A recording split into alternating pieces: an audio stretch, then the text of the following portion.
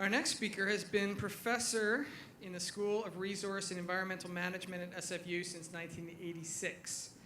This was interrupted from 92 to 97 while he served as the chair and CEO of the British Columbia Utilities Commission.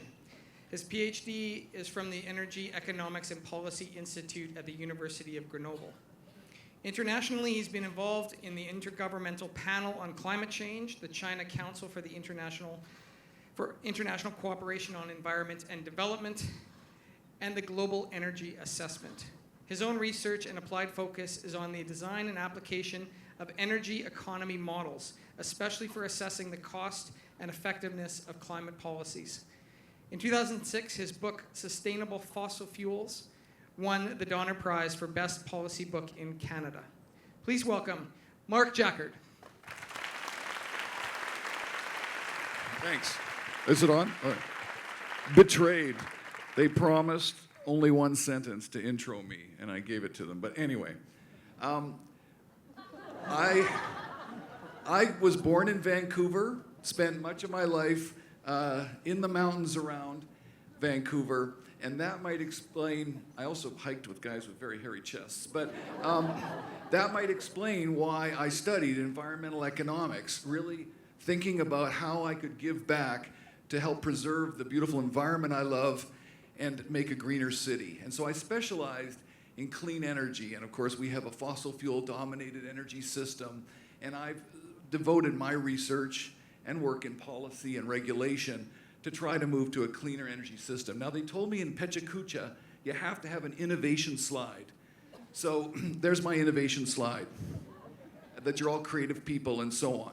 But seriously, innovation is going on all the time with fossil fuels, a great deal. So while we might be in a situation like this where we're celebrating innovation and creativity, it's happening in many different guises. And it leads to things like an expansion of that system, whether it's more oil pipelines, more oil tankers, as people have talked about. And just think, the oil and gas industry has its Pecha Kuchas as well. I mean, they probably call it a oil and gas conference, but think of the excitement when someone first saw that you could shatter shale rock and get natural gas. And that innovation is going on all the time and will continue, and we're fools not to realize that because the Earth's crust is chock-a-block full of fossil fuels. So we have these huge fossil fuel resources. We have fossil fuel innovation leading to more fossil fuel combustion, more CO2 emissions, and the things that the scientists are warning us about, such as the dramatic impacts as we move to more than 2°C increase in global temperatures. And when we think about that huge resource in the Earth's crust and the innovation, think of this big circle as the fossil fuel total resource in the Earth's crust. We've already burned a small part of that.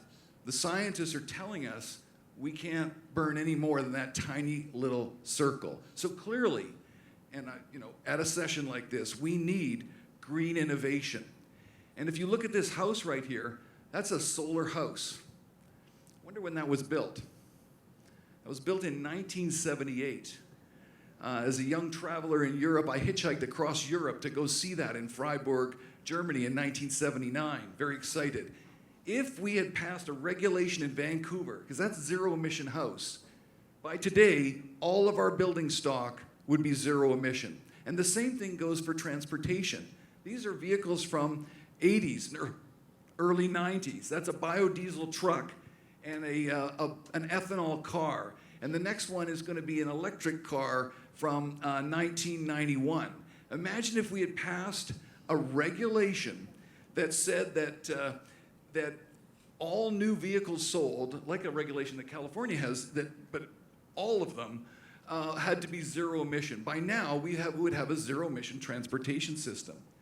So the message that I'm trying to get across is that innovation without climate policy does not equal a green future.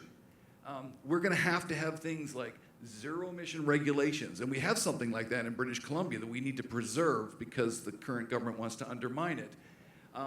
Regulations on CO2 emissions, taxes on emissions as we have, but they need to keep going up, and other policies like that.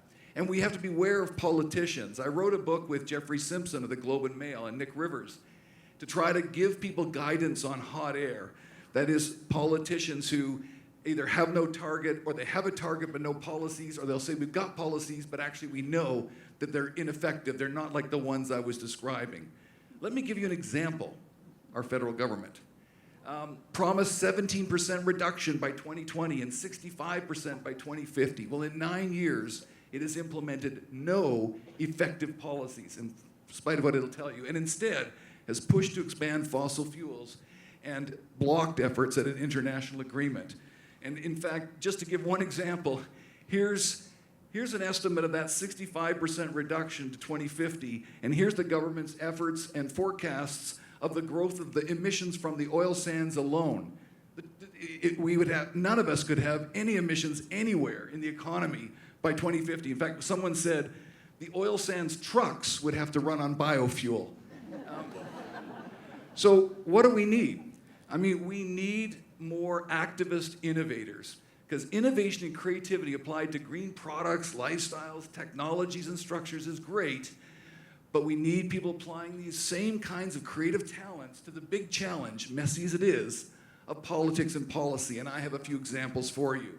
Zipporah Berman, I'm sure a lot of people know who she is. Worked for a long time with forest ethics, played a role in creating the Great Bear Rainforest, working hard to stop expansion of fossil fuel infrastructure. Kevin Washbrook started voters taking action on climate change. Here he is convincing Gordon Campbell to put in a carbon tax about 6 years ago. And a lot of creativity and energy that I'm sure is in this audience as well. Another example is my good colleague from the University of British Columbia, George Hoberg, a professor there who is working hard with 350.org. I asked him for a picture, and I noticed he's also having fun demonstrating with a lot of young women as well. So George was always very clever that way. And the one that I want to sort of be ending with, Lindsay Popes and Lead Now.